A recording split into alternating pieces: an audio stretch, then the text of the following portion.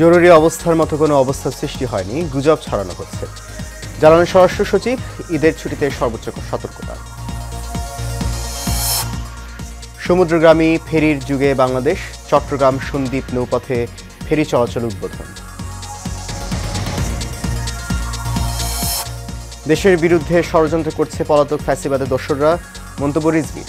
বিএনপির স্বাধীনতা দিবসের কর্মসূচি ঘোষণা। এবং হৃদরোগে আক্রান্ত ক্রিকেটার তামিম ইকবালের শারীরিক অবস্থার উন্নতি, কথা বলেছেন পরিবারের সাথে।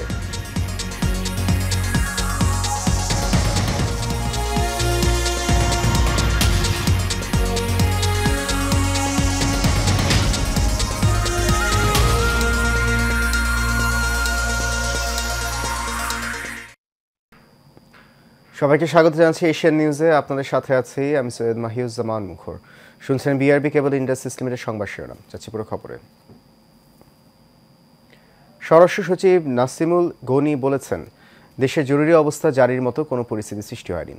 সামাজিক যোগাযোগ মাধ্যমে এই নিয়ে গুজব ছড়ানো হচ্ছে। দেশের আইন শৃঙ্খলা পরিস্থিতি ঠিক আছে জানিয়ে তিনি বলেন, ঈদের সময় লম্বা ছুটিতে কঠোর অবস্থানে থাকবে আইন শৃঙ্খলা বাহিনী। নূর মোহাম্মদ ভুইয়ার রিপোর্টে দেখুন বিস্তারিত। গেল রাত থেকেই সামাজিক যোগাযোগ মাধ্যমগুলোতে ভাসছে দেশের আইনশৃঙ্খলা পরিস্থিতির কথা। বিভিন্ন সূত্রে কেউ কেউ বলছে দেশে জারি হবে জরুরি অবস্থা। তবে সচিবালয়ে এক ব্রিফিংয়ে জরুরি অবস্থা জারি হবে সামাজিক যোগাযোগ মাধ্যমে এমন বিষয়কে গুজব হিসেবেই উড়িয়ে দেন স্বরাষ্ট্র মন্ত্রণালয়ের সিনিয়র সচিব নাসিমুল গনি। ইমার্জেন্সির কথাও কেউ কেউ বলছে সেনাবাহিনী একটা পুরোটা দেখবে, এরকম কোনো সম্ভাবনা বা কোনো ধরনের আলোচনা? এই সম্বন্ধে আমার কোনো কমেন্ট নেই। এগুলা মেয়ার গসিপস, আলাপ আলোচনা হচ্ছে, কিন্তু একজনের কথা বলছে, এর সম্বন্ধে আমার কোনো কমেন্ট নেই। আমাদের যে কাজ আছে সেটা আমরা জারি রাখবো এবং সেভাবে চলতে থাকবো। এছাড়া দেশের আইনশৃঙ্খলা পরিস্থিতি ঠিক আছে জানিয়ে তিনি বলেন, ঈদের সময়ে লম্বা ছুটিতে কঠোর অবস্থানে থাকবে আইনশৃঙ্খলা পরিস্থিতি। আমরা ভিজিলেন্সি একটুও কমাই নাই। আপনারা জানলে জেনেও থাকতে পারেন যে শুধু নর্মাল যে পেট্রোলিং হচ্ছে পুলিশের তা না, আবার মিনিস্ট্রি থেকে একটা লিস্ট করা আছে, প্রতি রাত্রে 2 জন অফিসার ঢাকা শহরের প্রত্যেকটা পেট্রোলিং কতদূর হচ্ছে না হচ্ছে সেটা সরাসরি তারা যাচ্ছে সারা রাত।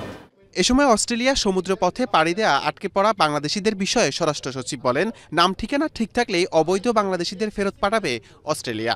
প্রসেসটা হবে যে তারা ওখান থেকে প্রথমে আমাদের কাছে নাম পাঠাবে এবং ওদের নাম নেই, ঠিকানা নেই, আমরা তখন এখানে ইনকোয়ারি করব যে আসলে এই নামে কেউ লোক আছে। নূর মোহাম্মদ ভুইয়া, এশিয়ান টেলিভিশন, ঢাকা। চট্টগ্রামের সীতাকুণ্ডের বাঁশবাড়িয়া থেকে সন্দ্বীপের গুপ্তছড়া নৌপথে ফেরি চলাচলের উদ্বোধন করা হয়েছে। একই সময় উদ্বোধন করা হয়েছে সন্দ্বীপের সঙ্গে ঢাকা ও চট্টগ্রামের বাস সার্ভিস। সকালে সীতাকুণ্ডের বাঁশবাড়িয়া এলাকায় ফেরি সার্ভিসের উদ্বোধন করেন নৌ পরিবহন উপদেষ্টা ব্রিগেডিয়ার জেনারেল অবসরপ্রাপ্ত এম শাখাওয়াত হোসেন। একই সময় বাস সার্ভিসের উদ্বোধন করেন সড়ক পরিবহন মন্ত্রণালয়ের উপদেষ্টা ফাউজুল কবির খান। পরে সন্দ্বীপ উপজেলা প্রশাসন আয়োজিত সুধী সমাবেশে ভার্চুয়ালি যুক্ত হয়ে প্রধান অতিথি হিসেবে বক্তব্য রাখেন প্রধান উপদেষ্টা doctor Mohammad Yunus.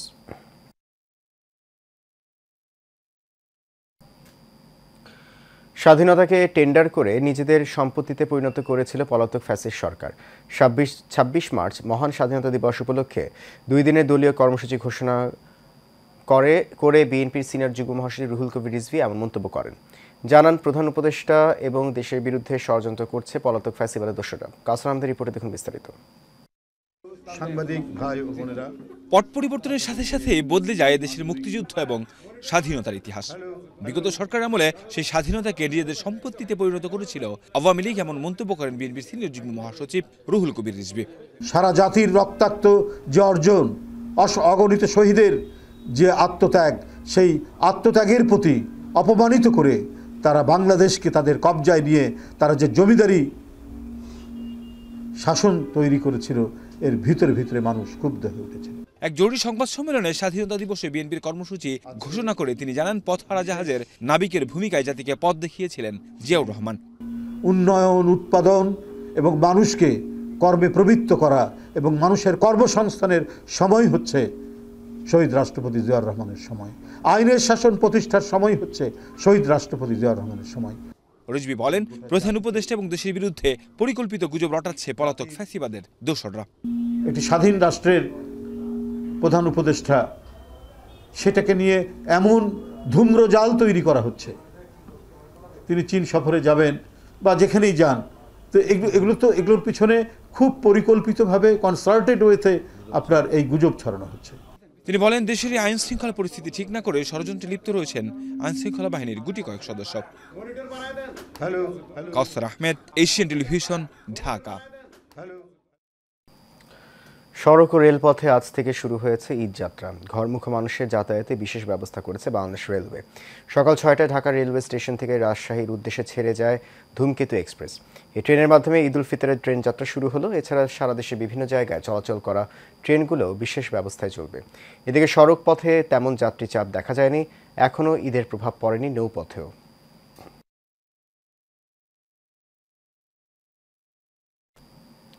Heart অ্যাটাকে life সাপোর্টে থাকা জাতীয় দলের সাবেক অধিনায়কের জ্ঞান ফিরেছে।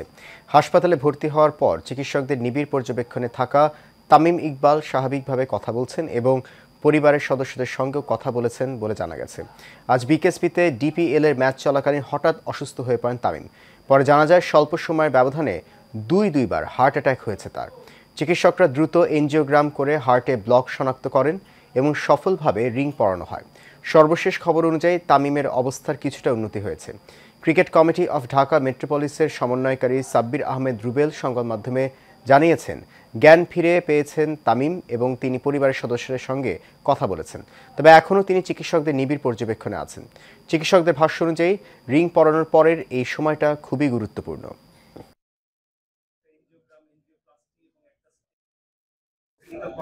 ছিল সেন্টিংয়ের পরেও এখনো উনি অবজারভেশনে আছেন এবং ক্রিটিক্যাল কন্ডিশনে এখনো কাটেনি, সময় লাগবে।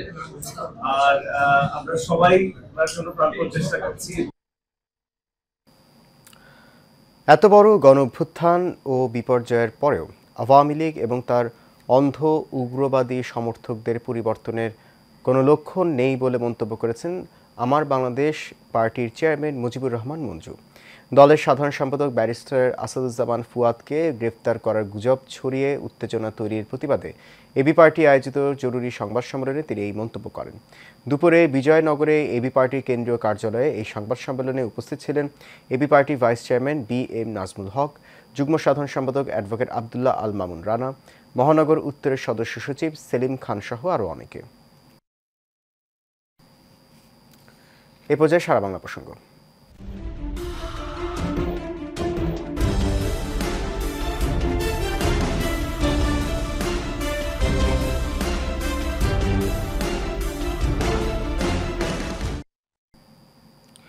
ব্রাহ্মণবাড়িয়া কসবায় মাদক পরিবহন কাজে বাধা প্রদান করায় নাসির মিয়া নামে এক ব্যক্তিকে কুপিয়ে আহত করেছে হিরণ ও জিলানি নামের দুই মাদক ব্যবসায়ী। পরে নাসির মিয়ার স্ত্রী বাদী হয়ে ব্রাহ্মণবাড়িয়ার কসবা থানায় একটি মামলা দায়ের করেন।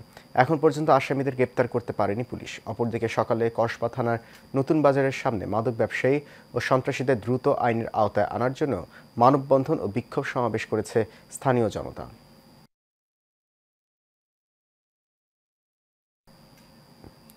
মানিকগঞ্জে অবৈধ ইটভাটার বিরুদ্ধে মোবাইল কোর্ট অভিযান পরিচালনা করেছে পরিবেশ অধিদপ্তর।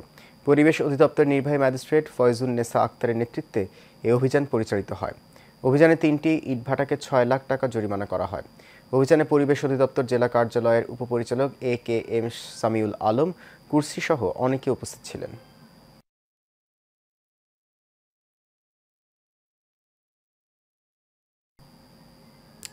সাভার পৌর এলাকায় আরসিসি ড্রেন নির্মাণে ব্যাপক অনিয়মের অভিযোগ উঠেছে।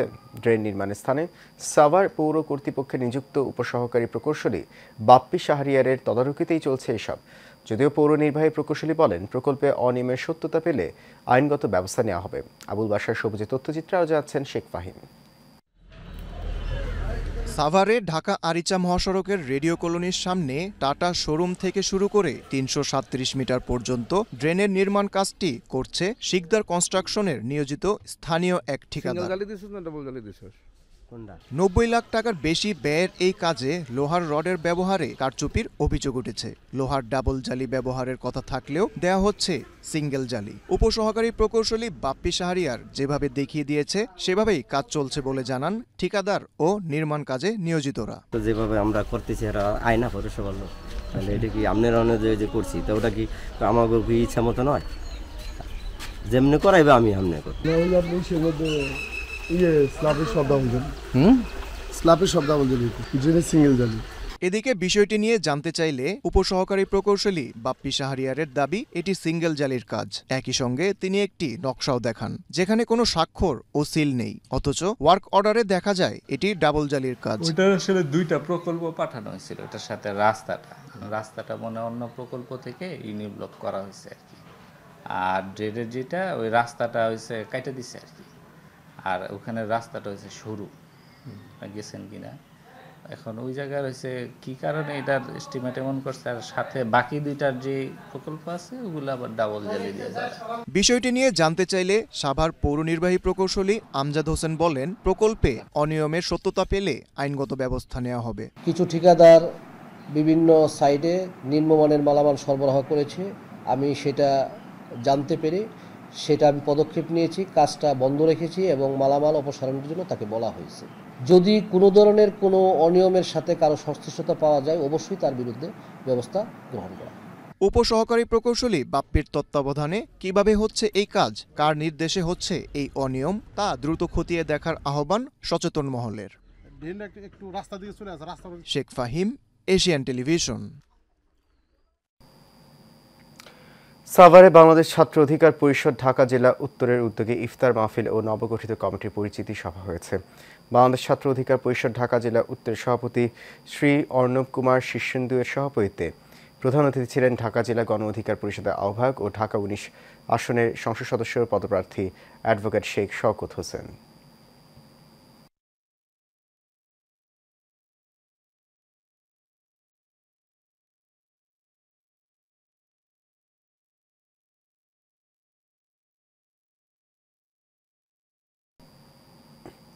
শরীয়তপুরে জাতীয়তাবাদী কৃষক দলের ভেদরগঞ্জ উপজেলা শাখার উদ্যোগে বিএনপির চেয়ারপারসন বেগম খালেদা জিয়ার রোগ মুক্তি কামনায় দোয়া ও ইফতার মাহফিল হয়েছে। শনিবার উপজেলা অডিটোরিয়ামে দোয়া ও ইফতার মাহফিলে সভাপতিত্ব করেন উপজেলা কৃষক দলের সভাপতি SM আবুল কালাম আজাদ। এ সময় প্রধান অতিথি ছিলেন উপজেলা বিএনপির আহ্বায়ক হাবিবুর রহমান তালুকদার রতন।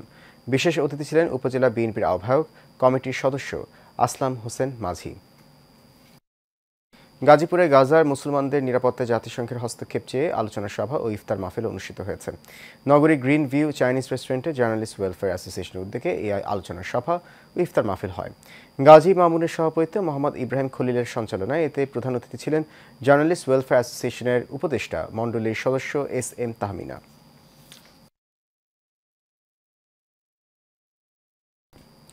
মানিকগঞ্জে আন্তর্জাতিক যক্ষ্মা দিবস উপলক্ষে সচেতনতামূলক র্যালি ও আলোচনা সভা অনুষ্ঠিত হয়েছে।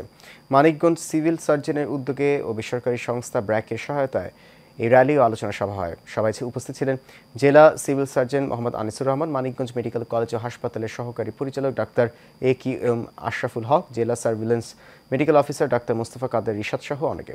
আলোচনা সভা শেষে যক্ষ্মা নিয়ন্ত্রণ জনসচেতনতামূলক একটি র্যালি সদর হাসপাতাল এলাকা প্রদক্ষিণ করে সিভিল সার্জনের কার্যালয়ে এসে শেষ হয়।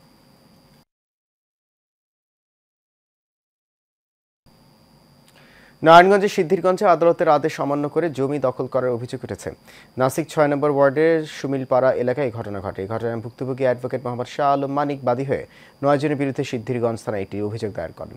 তদন্ত কর্মকর্তা সিদ্ধিরগঞ্জ থানার উপপরিদর্শক সালেক বলেন, অভিযোগের প্রেক্ষিতে ঘটনাস্থল পরিদর্শন করা হয়েছে।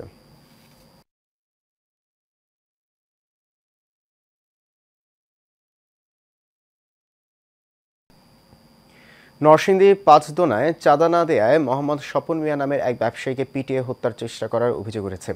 পাঁচদোনা সিনেমা হলে পূর্ব পার্শ্বে মহাসড়কে প্রকাশ্যে ঘটনা ঘটে। আহত স্বপন মিয়া নগর পাঁচদোনা গ্রামের আওয়াল হালদারের ছেলে। অভিযুক্তরা হলো শহীদ মিয়ার ছেলে রনির, কুরু মিয়ার ছেলে রিয়াজউদ্দিন, আব্দুল জলিল মিয়ার ছেলে ওবায়দুল্লাহ সহ অনেকে। এই ঘটনায় নরসিংদী কোর্টে মামলা রুজু করা হয়েছে।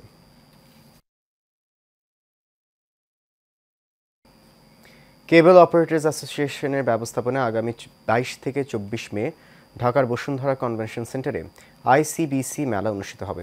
দুপুরে রাজধানী গুলশানে অল কমিউনিটি ক্লাবে কেবল অপারেটর্স অ্যাসোসিয়েশন সংবাদ সম্মেলনে এসব কথা জানায়। এতে জানানো হয়, এবারের ICBC মেলা হবে দেশের সর্ববৃহৎ কেবল ব্রডকাস্টিং ও ডিজিটাল কমিউনিকেশন মেলা। মেলায় উন্নত প্রযুক্তি, নতুন উদ্ভাবন, ব্যবসায়িক সম্প্রসারণ ও নীতি নির্ধারকদের সাথে আলোচনা হবে। মেলার মাধ্যমে দেশ বিদেশের প্রতিষ্ঠানের সাথে নেটওয়ার্কিং, বিনিয়োগের সুযোগ ও প্রযুক্তি সম্পর্কে জানার সুবিধা তৈরি হবে বলেও জানায় কোঅপ কর্তৃপক্ষ।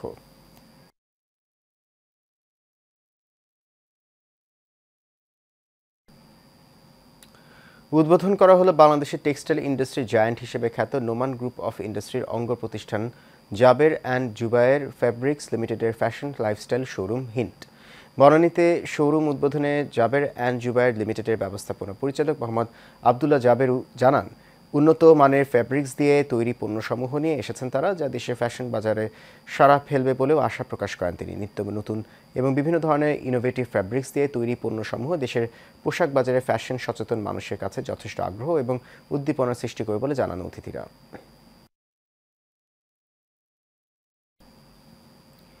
কুয়েতের বৃহত্তর ফরিদপুর জনকল্যাণ সমিতির ইফতার ও দোয়া মাহফিল হয়েছে। সালমিয়া শহরের মিক্স ইয়াকি রেস্টুরেন্টে এই ইফতার মাহফিল হয়। বৃহত্তর ফরিদপুর জনকল্যাণ সমিতি কুয়েতের সভাপতি মাহমুদুল হাসান সভাপতিত্বে এবং সাধারণ সম্পাদক ইকবাল শিকদার সঞ্চালনায় এই সময় উপস্থিত ছিলেন সংগঠনের সিনিয়র সহ সভাপতি মানিক মোল্লা, কেরামত আলী, মুরাদুল হক চৌধুরী সহ আরও অনেকে।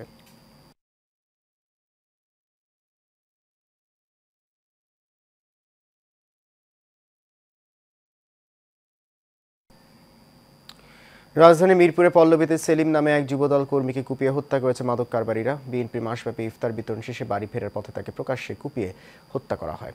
নিহত সেলিম বিএনপির যুবদলের কর্মী বলে দাবি করেন পল্লবী থানা যুবদলের সভাপতি নূর সালাম। ঢাকা মহানগর উত্তর ৫ নং ওয়ার্ড যুবদলের সভাপতি ইব্রাহিম খলিল জানান, মাদক বিক্রিতে বাধা দিলে পারভেজ সহ তার বাহিনীর কয়েকজন সদস্য এই হত্যাকাণ্ড ঘটিয়েছে। উপপুলিশ কমিশনার মাকসুদুর রহমান মাসুদ বলেন, ইতিমধ্যে একজনকে গ্রেপ্তার করা হয়েছে, বাকিদের গ্রেপ্তারের চেষ্টা চলছে।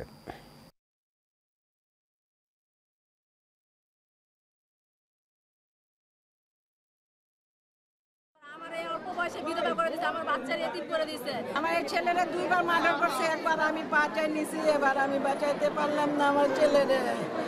আমি ওর কাছে আপনাদের কাছে বিচার চাই, আর কারো বুক খালি করেন। আমার একটা ছেলে ছিল, আমার বুক খালি হয়ে গেছে।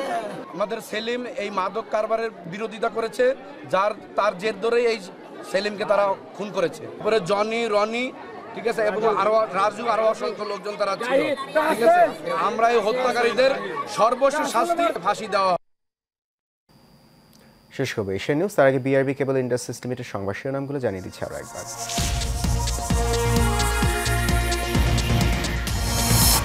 জরুরি অবস্থার মতো কোনো অবস্থা সৃষ্টি হয়নি, গুজব ছড়ানো হচ্ছে, জানালেন স্বরাষ্ট্র সচিব। ঈদের ছুটিতে সর্বোচ্চ সতর্কতা। সমুদ্রগামী ফেরির যুগে বাংলাদেশ, চট্টগ্রাম সন্দ্বীপ নৌপথে ফেরি চলাচল উদ্বোধন।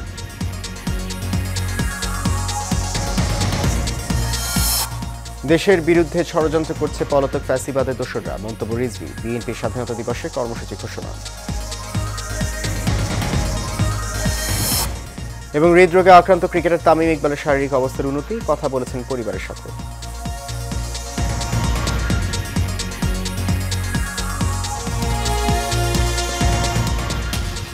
এশিয়া নিউজ এ পর্যন্ত। আমাদের পরবর্তী সংবাদ দেখার আমন্ত্রণ রইল। আপনার সঙ্গে থাকার জন্য অনেক ধন্যবাদ।